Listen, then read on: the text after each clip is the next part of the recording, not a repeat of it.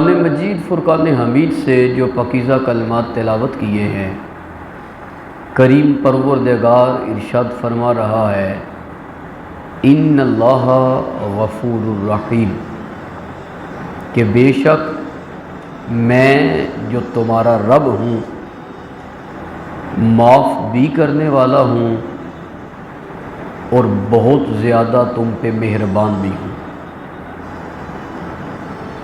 میں آج پڑھتے ہوئے سوچ رہا تھا،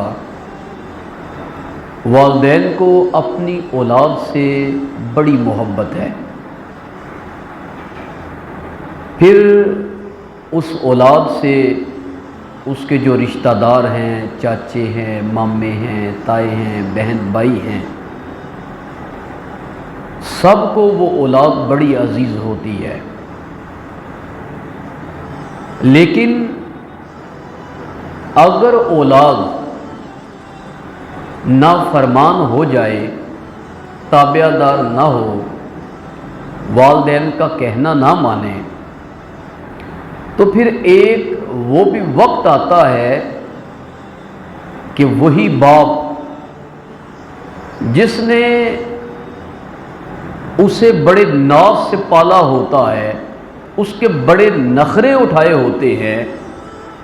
ایک وقت آتا ہے کہ وہ اخبار کے اندر ایک اشتہار دیتا ہے کہ میرا اپنے فلاں بیٹے کے ساتھ کوئی تعلق نہیں ہے۔ لیکن قربان جائیں احکم الحاکمین کے اوپر، انسان ساری زندگی اس کی نافرمانی کرتا رہے، ساری زندگی نافرمانی میں گزار دے، بس وہ ارادہ کر لے، وہ نیت کر لے کہ یار اب میں نے اپنے رب سے صلح کرنی ہے،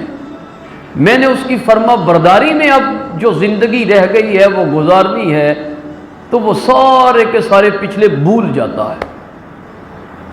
وہ سارے کے سارے ایک طرف رکھ دیتا ہے، اور کریم پروردگار کی رحمت جو ہے اسے اپنے پاس جو ہے وہ بلا رہی ہوتی ہے۔ وہ حدیث پاک میں آتا ہے کہ ایک شخص نے 99 قتل کیے تھے، 99 قتل کرنے کے بعد خیال پیدا ہوا اپنے رب سے صلح کرنے کا، تو ایک راہب کے پاس چلا گیا، اس کے پاس پہنچا تو اسے جا کے کہا میں اپنے رب سے صلح کرنا چاہتا ہوں، کیا میرا رب میرے سے صلح کر لے گا؟ میں نے 99 بندے قتل کر دیے ہیں۔ تو اس نے کہا نہیں، اللہ کی اتنی مخلوق ختم کر دی ہے، وہ نہیں تمہارے سے صلح کرے گا۔ اس نے اسے نا امید کر دیا، اس نے اسے بھی قتل کر دیا، پورا 100 ہو گیا۔ پھر وہ ایک اور شخص کے پاس گیا اور اسے جا کے کہا میں اپنے رب سے صلح کرنا چاہتا ہوں، کیا میرا رب میرے سے صلح کر لے گا؟ اس نے کہا وہ تو ہے ہی بڑا کریم۔ کیسے ممکن ہے کہ بندہ اس کی طرف بڑھے اور کریم پروردگار جو ہے اس کو پیچھے موڑ دے؟ اس نے کہا نہیں، وہ ضرور تمہارے سے صلح کرے گا، آؤ میں تمہیں ایک بستی بتاتا ہوں، وہ فلاں فلاں جگہ پہ ایک نیکوں کی بستی ہے، وہاں پہ چلے جاؤ، ان کے پاس جا کے وقت گزارو، ان کی صحبت میں رہو، تم بھی نیک ہو جاؤ گے اور اللہ بھی راضی ہو جائے گا۔ کہتے ہیں اب وہ چلا نیکوں کی بستی کی طرف، ابھی وہ رستے میں ہی تھا کہ اس کی روح اللہ کے حکم سے اس کے جسم سے پرواز ہو جاتی ہے۔ اب جسم پڑا ہوا ہے، جنت کے فرشتے بھی آ جاتے ہیں، دوزخ کے فرشتے بھی آ جاتے ہیں۔ جنت کے فرشتے کہتے ہیں جی نیکوں کی بستی کی طرف جا رہا تھا، صلح کے لیے جا رہا تھا، اللہ سے راضی نامہ کرنے کے لیے جا رہا تھا، لہٰذا ہم اسے جنت میں لے کے جائیں گے۔ دوزخ کے فرشتوں نے کہا ساری زندگی اس نے تو کوئی اچھا کام ہی نہیں کیا، 100 بندوں کا قاتل ہے، کیسے جنت میں جا سکتا ہے؟ حدیث پاک میں آتا ہے اللہ کی ذات نے ایک فرشتہ بھیجا کہ جاؤ جا کے ان کی سنو اور پھر ان کے درمیان فیصلہ فرما۔ وہ فرشتہ آتا ہے، دونوں کی آ کے سنتا ہے، تو اس نے کہا ایسا کرتے ہیں زمین کی پامائش کرتے ہیں دونوں طرف سے۔ اگر یہ نیکوں کی بستی کے قریب ہوا تو جنت والے لے جائیں، اگر یہ بروں کی صحبت کے قریب ہوا، جہاں سے چلا تھا، تو پھر اسے دوزخ والے لے جائیں۔ کہا جی ٹھیک ہے۔ کہتے جب انہوں نے پامائش کرنی شروع کی تو وہ ایک بالشت جو ہے نیکوں کی بستی کے قریب تھا، لہٰذا حکم آ گیا کہ اسے جنت الفردوس میں لے جاؤ۔ اور ایک روایت میں یہ ملتا ہے کہ جب وہ پامائش کر رہے تھے تو نیکوں والی بستی سے تھا تو وہ دور، لیکن وہ کریم بڑا ہے، اس کے حکم سے نیکوں والی جو بستی تھی اس طرف کی جو زمین تھی اسے سکیڑ دیا جاتا ہے۔ جب سکیڑ دیا جاتا ہے تو وہ نیکوں والی بستی کے قریب ہو جاتا ہے، لہٰذا حکم آتا ہے کہ اسے جنت والے فرشتے جو ہے وہ لے جائیں۔ وہ اتنا کریم ہے۔ حدیث پاک کے اندر آتا ہے کہ جب ایک انسان جو پانچوں وقت کی نماز پڑھتا ہے، تہجد گزار ہے، اشراق پڑھتا ہے، چاشت پڑھتا ہے، قرآن کی تلاوت کا پابند ہے، اوابین کے نوافل ادا کرتا ہے، جب وہ بیمار پڑ جاتا ہے نا تو اللہ ایک فرشتہ پیدا فرماتا ہے اور اللہ فرماتا ہے اے میرے فرشتے، یہ خود بیمار نہیں ہوا، بیماری میری طرف سے آتی ہے، جو عمل بھی یہ کرتا ہے بیماری میں وہ لکھ لو، لیکن جو نہیں کر سکتا، صحت مند ہونے کی حالت میں کر رہا تھا لیکن بیماری کی وجہ سے نہیں کر سکتا، اس کے نامہ اعمال میں لکھتے رہنا ہے۔ تہجد پڑھتا تھا، بیمار پڑ گیا، نہیں پڑھ سکا، نامہ اعمال میں لکھ لو۔ اشراق پڑھتا تھا، بیمار پڑ گیا ہے، نہیں پڑھ سکا، نامہ اعمال میں لکھ لو۔ چاشت پڑھتا تھا، بیمار پڑ گیا ہے، نہیں پڑھ سکا، نامہ اعمال میں لکھ لو۔ اوابین پڑھتا تھا، نہیں پڑھ سکا بیماری کے باوجود، نامہ اعمال میں لکھ دو۔ قرآن پڑھتا تھا، آج بیماری کی وجہ سے تلاوت نہیں کر سکا، نامہ اعمال میں ثواب لکھ دو۔ وہ اتنا کریم ہے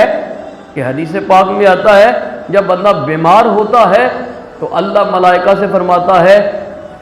میرے اس بندے سے بھوک لے لو، پیاس لے لو، نیند لے لو، بیماری والے شخص کے گناہوں کی جو پنڈ ہے وہ بھی اٹھا دو، وہ بھی اٹھا دو۔ اللہ کا حکم ہوتا ہے، سب کچھ لے لیا جاتا ہے، نیند لے لی جاتی ہے، بھوک لے لی جاتی ہے، پیاس لے لی جاتی ہے، اس کے گناہوں کی گٹھڑی اٹھا لی جاتی ہے۔ بندہ مختلف طبیبوں کے پاس جاتا ہے، ڈاکٹروں کے پاس جاتا ہے، یہ نیند نہیں آتی، بھوک نہیں لگتی، پیاس نہیں لگ رہی، بڑے ڈاکٹروں کے پاس جاتا ہے، آخر جب وہ نیند واپس دینا چاہتا ہے، بھوک واپس دینا چاہتا ہے، پیاس واپس دینا چاہتا ہے، تو پھر جو لوگ عیادت کے لیے جاتے ہیں نا انہیں بتاتا ہے وہ بڑے ڈاکٹروں کے پاس گیا ہوں لیکن وہ جو فلاں ڈاکٹر ہے نا اس کی دوا سے اب بہتری بھی ہے، نیند بھی آنا شروع ہو گئی ہے، بھوک بھی لگتی ہے اور اب پیاس بھی لگتی ہے۔ حدیث پاک میں آتا ہے کہ جب وہ صحیح تندرست ہو جاتا ہے، چلنا پھرنا شروع کر دیتا ہے، تو اللہ کے ملائکہ عرض کرتے ہیں مالک بیمار ہوا تھا، تیرا آرڈر تھا نیند لے لو، بھوک لے لو، پیاس لے لو، گناہوں کی گٹھڑی اٹھا لو، مالک صحت مند ہو گیا ہے، چل رہا ہے تیری زمین کے اوپر، تیری دھرتی پہ پھر رہا ہے، نیند دے دی ہے واپس، بھوک واپس دے دی ہے، پیاس دے دی ہے، مالک وہ گناہوں کی گٹھڑی واپس ابھی تک نہیں کی، وہ بھی رکھ دے کندھوں کے اوپر۔ تو میرا کریم پروردگار وہ ارشاد فرماتا ہے نہیں، وہ جو پنڈ اٹھائی تھی نا وہ اب اٹھی رہنے دو، وہ اس کے کندھوں کے اوپر دوبارہ نہیں رکھے، وہ اتنا کریم ہے۔ تو پھر بندے کو یہ زیب نہیں دیتا کہ بندہ صحت مند ہو، اس کے پاس جوانی ہو، اس کے پاس صحت ہو تو وہ پھرے گپوں کے اندر مصروف رہے، اللہ کا نمائندہ اسے آواز لگائے حی علی الصلاح حی علی الفلاح، اور اس کے کانوں کے اوپر کوئی جوں تک بھی نہ جو ہے وہ رینگے، یہ بندہ ہونے کی دلیل نہیں ہے بلکہ یہ بوڑھا ہونے کی دلیل ہے، یہ بیوقوف ہونے کی دلیل ہے۔ بندہ جب بیمار پڑتا ہے پھر تو وہ اپنے رب کے حضور آ ہی جاتا ہے، پھر تو وہ اسے یاد کرتا ہی کرتا ہے، لیکن بندہ ہونے کی دلیل یہ ہے کہ بندے کو جب خوشی پہنچے وہ تب بھی اپنے رب کے حضور جھک جائے، غم کے اندر وہ رب تو ویسے ہی نہیں بھولتا۔ اس لیے صحت ہے، جوانی ہے، اپنے رب کے حضور جھک جائیں۔ جوانی کی عبادت کریم پروردگار کو بڑی پسند ہے۔ حدیث پاک کے اندر آتا ہے، حضور نبی کریم صلی اللہ علیہ وسلم نے ارشاد فرمایا، ما یصیب المسلم من نصب ولا وصب ولا ہم ولا حزن ولا اذى ولا غم حتى الشوکۃ یشاقها الا کفر اللہ بها من خطایاہ۔ حضور نبی کریم صلی اللہ علیہ وسلم نے ارشاد فرمایا، بندہ جب کام کر کے تھک جاتا ہے، یا اسے کوئی بیماری پہنچتی ہے، یا اسے کوئی دکھ پہنچتا ہے، یا پھر اسے کوئی تکلیف پہنچتی ہے، ایون کہ آقا صلی اللہ علیہ وسلم نے ارشاد فرمایا، بندے کو جو کانٹا چبھتا ہے، کریم پروردگار جو 70 ماؤں سے بڑھ کے اپنے بندے سے محبت کرنے والا ہے، اس کانٹے کی چبھن کے اوپر بھی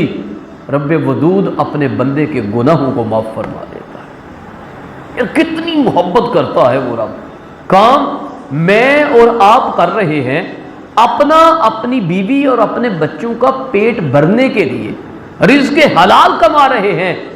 لیکن حضور نے فرمایا بندہ تھک گیا ہے تو تھکاوٹ کے بدلے میں کریم پروردگار گناہوں کو معاف فرما رہا ہے۔ بندہ چل رہا ہے، اپنے ہی کام جا رہا ہے، یہ نہیں کہ وہ مسجد کی طرف آ رہا ہے، وہ اپنے ہی کام جا رہا ہے، کانٹا چبھ گیا ہے، شیشہ لگ گیا ہے، سی کرتا ہے، آقا نے ارشاد فرمایا اس سی کے بدلے میں بھی کریم پروردگار اپنے بندوں کے گناہوں کو معاف فرما دیتا ہے۔ حضور نبی کریم صلی اللہ علیہ وسلم کے غلام حضرت انس بن مالک رضی اللہ تعالی عنہ اس حدیث پاک کے راوی ہیں، فرماتے ہیں جمعۃ المبارک کے دن پورے 24 گھنٹوں کے اندر ہر گھنٹے کے اندر کریم پروردگار 6 لاکھ انسانوں کو اپنی جہنم سے آزاد فرماتا ہے۔ اتنا وہ کریم ہے کہ ہر گھنٹے کے اندر 6 لاکھ انسانوں کو اپنی جہنم سے آزاد فرماتا ہے۔ اور علماء نے لکھا ہے ایسے لوگوں کو جن کے اوپر جہنم واجب ہو چکی تھی، وہ کریم کرم فرماتا ہے، انہیں دوزخ سے آزاد فرما دیتا۔ تو میں کہتا ہوں جو اتنا کریم ہے، جو اتنی محبت کرنے والا رب ہے، یار اسے کسی صورت کے اندر روٹھنے نہ دے، اسے ناراض نہ ہونے دے۔ کتابوں کے اندر ملتا ہے حشر کا دن ہوگا، کریم پروردگار 2 بندوں کے متعلق آرڈر کرے گا، انہیں میری دوزخ میں پھینک آؤ۔ کہتے ہیں ایک جب جائے گا نا، وہ بڑی تیزی کے ساتھ جائے گا، حتیٰ کہ وہ پیچھے مڑ کے بھی نہیں دیکھے گا۔ اور دوسرا جب جا رہا ہوگا تو وہ چند قدم اٹھائے گا اور پھر پیچھے مڑ کے دیکھے گا، پھر چند قدم اٹھائے گا، پھر پیچھے مڑ کے دیکھے گا۔ کہتے ہیں جب دونوں دوزخ کے کنارے پہ پہنچے گے نا، رب فرمائے گا دونوں کو واپس لے آؤ، دونوں واپس آئیں گے۔ وہ کریم پروردگار جو جانتا ہے، جاننے کے باوجود اللہ پہلے اس سے پوچھے گا جو بڑی تیزی سے دوزخ کی طرف گیا تھا، ہاں میں نے آرڈر دیا تھا اپنے ملائکہ کو اسے دوزخ میں لے جاؤ، تو بڑی سپیڈ سے گیا تھا دوزخ کی طرف، کیا ماجرا ہے؟ حالانکہ اسے علم ہے۔ تو اس نے عرض کی مالک میں ساری زندگی تیرے حکموں کو توڑتا رہا، تیری نافرمانی کرتا رہا، میں نے تیری ایک بھی نہ سنی، آج جب تیرا آرڈر آیا میں نے تجھے دیکھا تو میں نے کہا آج میں نے اپنے رب کی فل مان لی، تو مالک میں چل پڑا۔ کہا ٹھیک ہو گیا۔ دوسرے سے پوچھا، ہاں میں نے آرڈر دیا تھا دوزخ کی طرف جانے کا، تو چند قدم چلتا تھا پھر پیچھے مڑ کے دیکھتا تھا، چند قدم چلتا تھا پھر پیچھے مڑ کے دیکھتا تھا، ماجرا کیا ہے؟ اس نے کہا مالک تو 70 ماؤں سے بڑھ کے اپنے بندے سے محبت کرتا ہے، تیرا ہی اعلان ہے لا تقنطوا من رحمت اللہ، میری رحمت سے نا امید نہیں ہونا، میری رحمت سے مایوس نہیں ہونا۔ مالک میں چلتا تھا، مڑ کے دیکھتا تھا، ابھی آرڈر آ جائے گا اسے لے آؤ، ابھی آرڈر آ جائے گا اسے میری جنت میں داخل کر دو، مالک اس لیے میں مڑ مڑ کے جو ہے وہ دیکھتا تھا۔ کریم پروردگار فوراً دونوں کے متعلق حکم ارشاد فرمائے گا، چلو جاؤ دونوں میری جنت کے اندر داخل ہو جاؤ۔ وہ اتنا کریم ہے، اس لیے جو اتنا کریم ہو ایسے رب کو روٹنے نہ دے، اسے ناراض نہ کرے۔ وہ شخص جو ہمارے بیٹے کو یا ہمیں کوئی نوکری دلوا دیتا ہے، اچھا ویزا جو ہے وہ ہمیں دلوا دیتا ہے، ہم ساری زندگی اس کے مشکور رہتے، ساری زندگی اسے سلام کرتے رہتے ہیں، تو یارو جس کی اتنی عنایات ہیں، اتنی مہربانیاں ہیں، اتنی نوازشات ہے، کبھی آپ نے سوچا ہے کہ جب ہم گناہ کرتے ہیں وہ اس وقت بھی ہمارے اوپر احسانات فرماتا ہے، اس وقت بھی احسان فرماتا ہے۔ ہم گناہ کرتے ہیں وہ فوراً ہمارے گناہ کو ظاہر نہیں کرتا، ہم گناہ کرتے ہیں وہ فوراً آرڈر نہیں کرتا اس کا رزق بند کر دو، ہم گناہ کرتے ہیں وہ فوراً آرڈر نہیں کرتا اس کی طاقت، اس کی قوت جو ہے یہ سلب کر لو، ہم گناہ کرتے ہیں وہ پھر بھی سورج کو یہ نہیں کہتا آج اس کے ویڑے میں روشنی نہیں کرنی، ہم گناہ کرتے ہیں وہ چاند کو حکم نہیں دیتا کہ آج اس کے آنگن میں چاندنی نہیں بکھیرنی۔ کتنا وہ کریم ہے، ایسے رب کو کسی صورت میں روٹنے نہ دے۔ حدیث پاک کے اندر آتا ہے اتنا مشکل ترین وہ دن ہوگا، اتنا سخت ترین دن ہوگا، حضور نبی کریم صلی اللہ علیہ وسلم کا ارشاد گرامی ہے، تفسیر ابن کثیر نے لکھا ہے کہ آقا صلی اللہ علیہ وسلم نے ارشاد فرمایا حشر والے دن دو بندے اللہ کے حضور حاضر ہوں گے، ایک ظالم اور ایک مظلوم۔ جو مظلوم ہوگا وہ اللہ کے حضور عرض کرے گا مالک اس نے میرے اوپر ظلم کیا تھا، مجھے بدلہ چاہیے، اور اس دن بدلے پیسوں سے نہیں ہونے، اس دن بدلے نیکیوں اور برائیوں سے ہونے ہیں۔ اگر میں نے کسی کو تکلیف دی تھی تو قیامت والے دن مجھے پیسے نہیں میرے سے لیے جائیں گے، میری نیکیاں مظلوم کو دی جائیں گی۔ تو مظلوم عرض کرے گا مالک مجھے بدلہ چاہیے اس ظالم سے، اللہ ظالم سے فرمائے گا اسے بدلہ دو، وہ عرض کرے گا مالک میرے پاس تو کوئی نیکی ہی نہیں ہے۔ وہ مظلوم اللہ کی بارگاہ میں عرض کرے گا مالک اگر نیکی اس کے پاس نہیں ہے، میرے پاس تو گناہ موجود ہے، میرے گناہ جو ہے اس کے کندھے کے اوپر رکھ دیے جائیں۔ آقا صلی اللہ علیہ وسلم جب یہاں پہ پہنچے نا تو حضور رو پڑے، اور بہتے ہوئے آنسوؤں میں میرے آقا نے ارشاد فرمایا میرے غلاموں وہ دن بڑا سخت ہے، وہ بڑا سخت ترین دن ہوگا۔ اور پھر حضور نبی کریم صلی اللہ علیہ وسلم نے ارشاد فرمایا اللہ کی ذات اچانک اپنی جنت اس کے سامنے کرے گی، اور رب مظلوم سے فرمائے گا ذرا وہ تو دیکھو۔ وہ مظلوم دیکھے گا سونے کے محل، چاندی کے محل، موتیوں کے محل جو ہے اسے نظر آئیں گے۔ اللہ کی بارگاہ میں عرض کرے گا اے میرے کریم پروردگار یہ جو محلات نظر آ رہے ہیں یہ انبیاء یا رسول کے ہیں؟ اللہ فرمائے گا نہیں۔ مالک یہ صدیقیوں کے ہیں؟ اللہ فرمائے گا نہیں۔ مالک یہ شہداء کے ہیں؟ اللہ فرمائے گا نہیں، نہ انبیاء کے ہیں، نہ رسولوں کے ہیں، نہ صدیقیوں کے ہیں، نہ شہداء کے ہیں۔ مالک یہ پھر کن کے ہیں؟ اللہ فرمائے گا جو ان کی قیمت ادا کر دے گا یہ ان کے ہیں۔ تو کہتے ہیں وہ مظلوم اللہ کے حضور عرض کرے گا مالک یہ تو بڑے مہنگے ہیں، ان کی قیمت تو کوئی نہیں ادا کر سکے گا۔ اللہ فرمائے گا نہیں اس کی قیمت تو تو بھی ادا کر سکتا ہے۔ مالک اس کی قیمت کیا ہے؟ وہ فوراً کہے گا مالک کیا قیمت ہے اس کی؟ اللہ فرمائے گا اگر تو ظالم کو معاف کر دے گا یہ محل تمہیں مل جائے گا، یہ تیرے ہو جائیں گے۔ وہ فوراً معاف کر دے گا، جو ہی وہ معاف کرے گا رب فرمائے گا اب اس کو تو نے معاف کر دیا، جی مالک بدلہ تمہیں مل گیا محلات کی صورت میں، جی مالک مل گیا۔ کہا اب ایسا کر اسے بھی پکڑ اور دونوں ان محلوں کے اندر داخل ہو جائے۔ یار جو اتنا کریم ہے اسے نہ روٹنے، اسے منائے اگر وہ روٹا ہوا ہے۔ جو گناہ سامنے ہیں اپنے رب کے حضور جھک جائے، ان کی معافی مانگے اور اس کے حضور عرض کرے، التجا کرے میرے مالک جو گزر گئی ہے جیسی بھی گزر گئی ہے معاف فرما دے، باقی کی انشاءاللہ تیرے حکموں کو سامنے رکھ کے گزارنے کی کوشش کریں گے، تیرے حکموں کو سامنے رکھ کے گزارنے کی کوشش کریں گے۔ حضور نے فرمایا اتنا مشکل ترین دن ہے، اتنا مشکل ترین دن ہے کہ اس روز ایک شخص کے اعمال کا جب وزن کیا جائے گا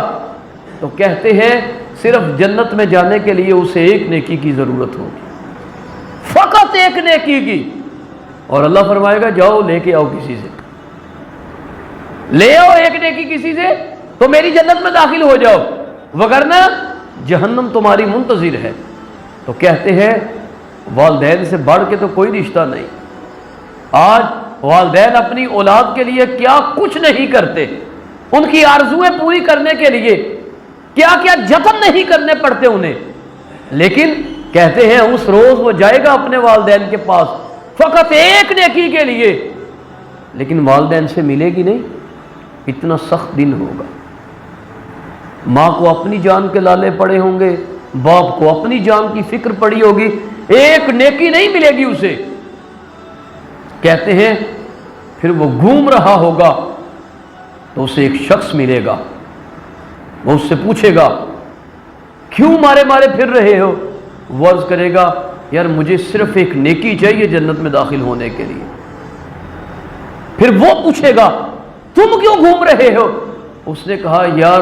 میں بھی نیکیوں کے لیے ہی گھوم رہا ہوں، میں وہ بد نصیب ہوں جس کے پاس صرف نیکی ہی ایک ہے، باقی سارے ہی گناہ ہیں، فقط نیکی ہی میرے پاس ایک ہے، باقی تو میرے دامن میں گناہ ہی گناہ ہے، اور تمہیں ایک نیکی چاہیے؟ چلو ایسا کرو میرے پاس تو ایک ہی نیکی ہے، لو میرا سب کچھ تو ہی لے جا۔ وہ ایک نیکی حدیث پاک کے اندر آتا ہے جس کے پاس ہوگی وہ اسے دے دے گا جسے صرف ایک نیکی چاہیے تھی، وہ جائے گا وہ نیکی لے کے بڑی خوشی خوشی سے اپنے رب کے حضور، مالک میں نیکی لے آیا ہوں مجھے اپنی جنت میں داخل فرما دے۔ باوجود علم کے آقا صلی اللہ علیہ وسلم نے ارشاد فرمایا اللہ فرمائے گا جس سے لے کے آیا ہے اسے بھی لے کے آ۔ جب وہ لے کے آئے گا اسے تو وہ شخص ہوگا کہ جس کے پاس ایک ہی نیکی تھی اور وہ بھی اس نے اس شخص کو دے دی جو ایک نیکی کی تلاش میں تھا۔ اللہ دیکھے گا کہ اس نے تو اپنا سب کچھ ہی اسے دے دیا، تو کہا اے میرے بندے اب اس کا بھی ہاتھ پکڑ لے جس نے تیرے اوپر مہربانی کی ہے، اگر اس نے تیرے اوپر مہربانی کی ہے میں تو سب سے زیادہ مہربان ہوں، اس کا بھی ہاتھ پکڑ اور اسے بھی لے کے میری جنت میں داخل ہو جائے۔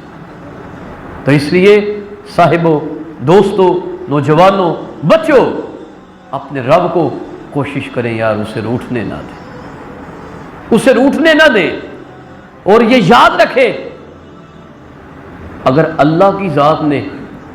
دل بینا عطا کیا ہو نا تو بندے کو پتہ چل جاتا ہے کہ میرا رب میرے سے روٹھا ہوا ہے، ہر چیز ٹھیک ہے اس کی، تنہا وافر مقدار میں ہے، لیکن اگر پوری نہیں پڑ رہی تو پھر پتہ چل جاتا ہے کہ میرا رب میرے سے ناراض ہے۔ میں گھر سے بالکل ٹھیک ٹھاک نکلا ہوں لیکن میری بائک آج بھی خراب ہو گئی ہے، میں نے ٹھیک کروائی ہے، واپس آ رہا ہوں پھر بھی خراب ہو گئی ہے، صبح نکلا ہوں میری گاڑی خراب ہو گئی ہے، بالکل ٹھیک تھی میں نے صحیح کروائی ہے پھر خراب ہو گئی ہے، تو سمجھ لے کہ میرا مالک جو ہے وہ میرے سے ناراض ہے، وہ میرے سے روٹھا ہوا ہے۔ تو اس لیے کوشش کرے اپنے رب کو منائیں، اسے ناراض نہ ہونے دیں۔ اللہ کے حضور دعا ہے کریم پروردگار ہمیں ان باتوں پہ عمل کی توفیق عطا فرمائے۔